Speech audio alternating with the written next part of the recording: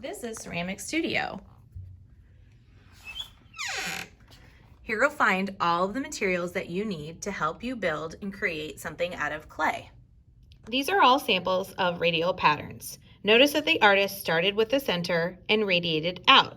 For example, here there's a circular indentation, some lines like a ray of sun, a circle, and then these rays that radiate out from the center. This one's a little different, where there's the yellow center, radiates out these purple pattern petals, and then another pattern that fills in a circular motion around. This radial pattern, you have a center and then petals that variate around the center. There's some tiles that were made from a class today. So the clay is still wet.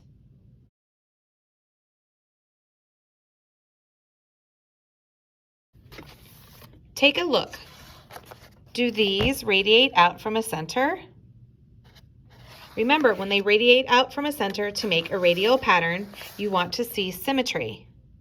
That means if I were to cut the tile or clay in half, that one side would mirror the other.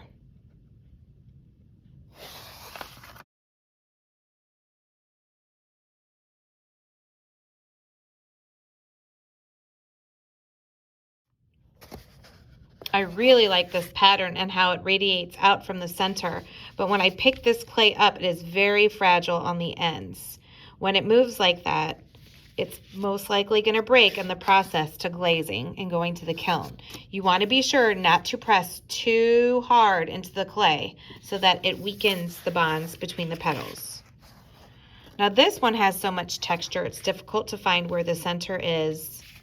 So I really like this one, how it has a center and radiates out, but it gets kind of messy on the edges. I have my tools with me and I'm going to clean some of this up. As the artist, it's important for you to think about what tools are going to work best for you to make these edges look the way that you want. You can try this tool with the wire edging, or you can trim around with the skewer. If the clay is drying up, it will crumble though. So it depends on where we're at. You could also use a weaving needle, keeping your pieces together. When you trim your edges around those circular indentations or press marks, you're going to want to use your fingers. Now I got mine a little wet with a little bit of water, and you can smooth these out by pressing and smoothing out. If you're not comfortable with the skewer or the weaving shuttle, you might want to try something with a angled edge like this, and you can trim by cutting this way.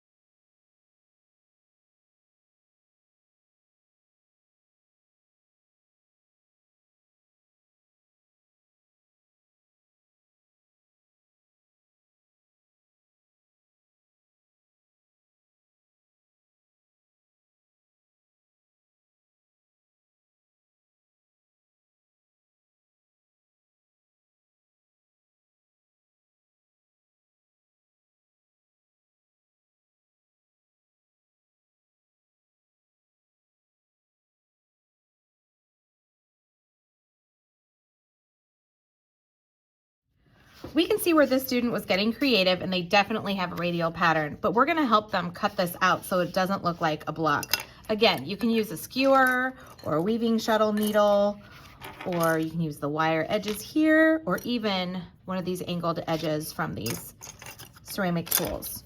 For me, I think it's easier to just press into the clay and trim around those circles.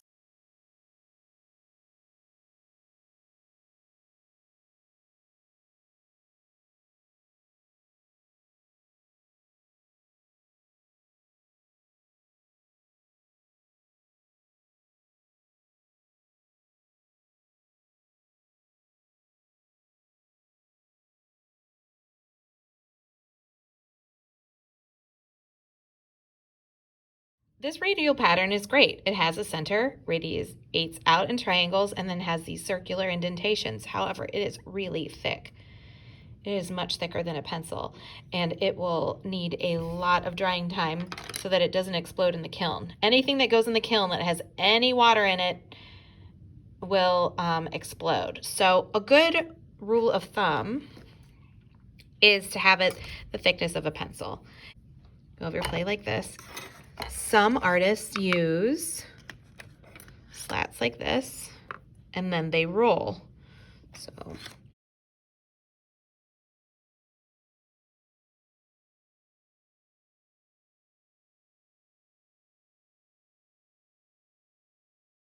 it's exactly the thickness of a pencil, a perfect slab.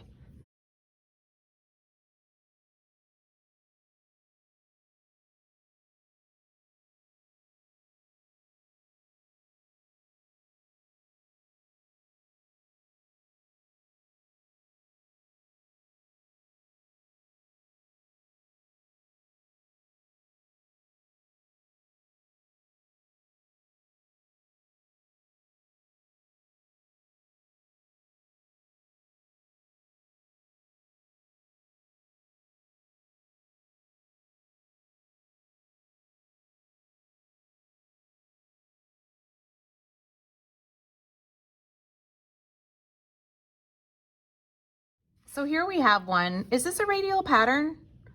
What can I do to this that will help make this a radial pattern? Well, I can start with my center, and then I can use a tool going out from that center and pressing.